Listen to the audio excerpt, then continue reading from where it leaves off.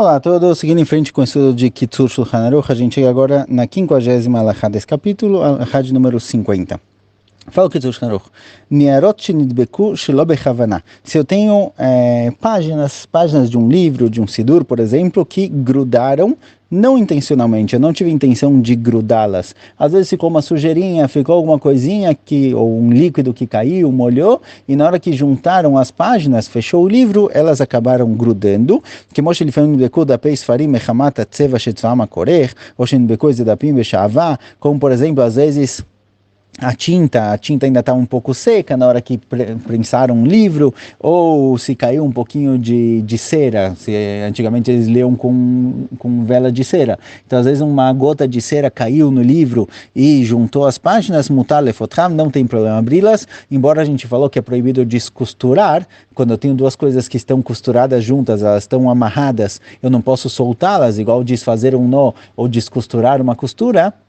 É proibido separar essas duas coisas, algo que se conectou, se juntou através de algo não intencional, certo? Não foi realmente amarrado ou costurado, simplesmente grudou porque caiu alguma coisa lá, não tem problema abrir isso, não tem problema desconectar essas páginas, desgrudar essas páginas e abrir a página. Porém, o que acontece às vezes é que a página não foi cortada direito. Às vezes livros novos a gente encontra que na hora da produção dele, que tem páginas que estão realmente grudadas, elas são uma folha só, eu preciso cortar um pouquinho a página, cortar bem ali na ponta para liberar isso e conseguir abrir. Nesse caso é proibido. Nesse caso é proibido porque essas páginas nunca foram abertas. Eu estou agora terminando a produção do livro. Então a página que está presa como se fosse uma folha só, porque ainda não foi cortada, isso daqui eu não posso cortar no Shabat. Mas uma página que já estava aberta, já estava normal, e alguma coisinha grudou as páginas, eu posso separar elas. Mas uma página que nunca foi separada, e eu preciso cortar realmente um pouco, aí é proibido. Alahá 51, כלים שקרחו סביב פיהם במטלית וקשרו במשיכה, מותר לקורם השבת, שזה מקלקל ומותר לצורך שבת. Se eu tenho algum utensílio, que colocaram em cima dele um pano, o utensílio estava aberto, colocaram em cima um pano e amarraram esse pano para ficar tampado. E agora eu quero abrir esse utensílio, eu não posso desamarrar um nó, a gente viu que não posso, é proibido no Shabat desatar um nó, uma costura. O que eu faço nessa situação? Eu posso rasgar o pano em cima. Embora rasgar sem utilidade nenhuma não deve ser feito, mesmo que ele está estragando, se não tem utilidade no Shabat, não se deve rasgar, mas se eu tenho alguma utilidade, eu quero alguma coisa com isso na hora que eu estou rasgando, é permitido rasgar no Shabat. Porque o rasgar não produz nada.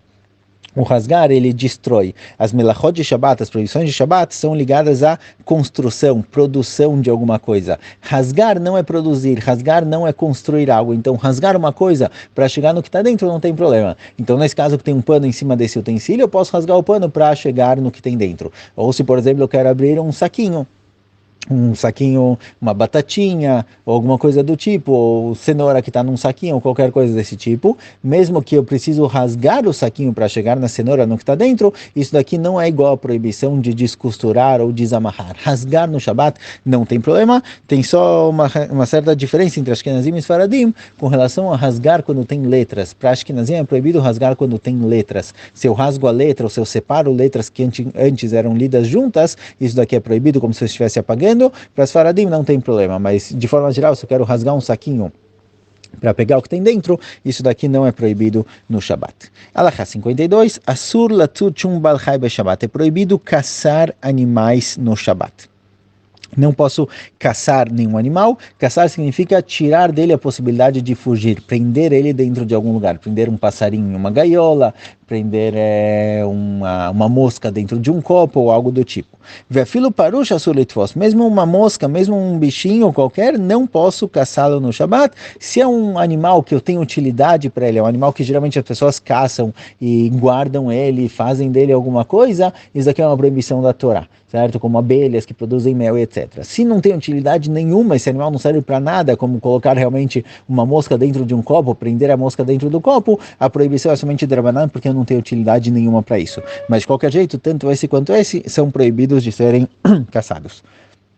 Ve'achimu al gufa adam ve'oktzó, mas se tiver um animal que está picando a pessoa, certo? Você tem um mosquito ou alguma coisa que está incomodando, realmente está na mão da pessoa e está lá prestes a picar, não posso matar, obviamente, no Shabbat é proibido matar animais, como ele vai trazer na continuação, mas mishum tzara de gufa mutar litrol lezorko, mas para evitar sofrimento, às vezes é um bichinho, sei lá, tem uma joaninha na mão da pessoa, a joaninha ela não pica, algo do tipo, mas tem uma formiga na mão da pessoa, não tem problema pegar ela e jogar, obviamente eu posso dar um peteleco e jogar ela fora, mas mesmo que eu queira pegar o animal com a mão, que seria caçar, para jogar ele fora, se é para evitar com que ele me faça uma picada ou qualquer tipo de sofrimento, não tem problema pegar ele com a mão e jogar, avalasur leorgó, mas é proibido matar, que assur larog shumbalchai, é proibido matar qualquer animal no Shabat. Mesmo durante a semana é proibido matar animais sem utilidade nenhuma, mas no Shabat por si só, mesmo quando tem alguma utilidade para evitar que o animal me faça uma picada ou algo do tipo, mesmo assim é proibido. Se é um animal que tem um risco de vida, certo? Tem um leão ou uma cobra venenosa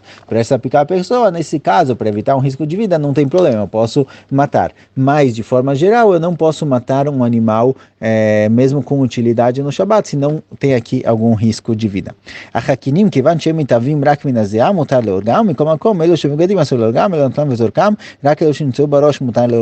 porém, tem aqui uma questão, é trazido aqui no Kitur Shulchan Aruch, e os poskim discutem bastante com relação ao assunto, que aparece na Gemara que kinim, piolhos, é permitido matar no Shabat, e o motivo que é permitido matá-los no Shabat aparece na Gemara, porque eles não se reproduzem como seres humanos, eles nascem espontaneamente da sujeira, eles nascem espontaneamente do suor da pessoa. Agora, muitos poskim de hoje em dia perguntam, mas espera aí, a gente vê que os kinim, os piolhos, eles botam ovos, eles se reproduzem como qualquer outro tipo de animal. Então, de onde a Gemara tirou que existe essa reprodução espontânea desses animais, que eles nascem do nada sem reprodução? Então, a priori, muitos poskim falaram, não pode matar piolhos, porque aparentemente Hazal estavam falando de algum piolho que não existe hoje em dia, era algum piolho que realmente não se reproduzia, ele nascia do nada espontaneamente. Porém, outros poskim escrevem que não. A intenção de Hazal ao dizer que esses animais crescem, nascem espontaneamente, não é que eles nascem do nada, simplesmente significa que a reprodução dele é muito pequena, a ponto de que o ser humano não consegue ver, não é visível a olho nu. Tudo que não é visível a olho nu é como se não acontecesse. Então, como a gente viu com relação a bichul, com relação a cozinhar, muitas vezes as alachot de Shabbat, elas são alachot subjetivas, não objetivas. Então a verdade é que Hazal sabiam também que os piolhos se reproduzem, eles botam ovo e etc. Mas, já que não é visível aos olhos do ser humano, já que a gente não consegue ver esse ovo e essa reprodução, então é considerado como se eles nascessem do nada. Por isso, Hazal falaram que não tem problema matar um piolho no Shabat, porque ele não é considerado como um animal que se reproduz, e a fonte da proibição de matar no Shabat eram os animais que matavam Beit HaMikdash, no Mishkan, os animais que serviam de korbanot, e lá são animais grandes, que a reprodução deles é visível. Então, por isso eles falaram que foi permitido. De qualquer jeito, com relação a piolhos hoje em dia, então tem muitos piolhos que a gente consegue ver os ovos dele a olho nu, e mesmo piolhos que a gente não consegue ver exatamente, já que a gente não sabe exatamente de qual piolho nossos sábios estavam falando, que eles chamaram de reprodução espontânea, que não é visível a olho nu. De qualquer jeito, hoje em dia a gente evita e não mata piolhos no Shabat, como qualquer outro tipo de animal.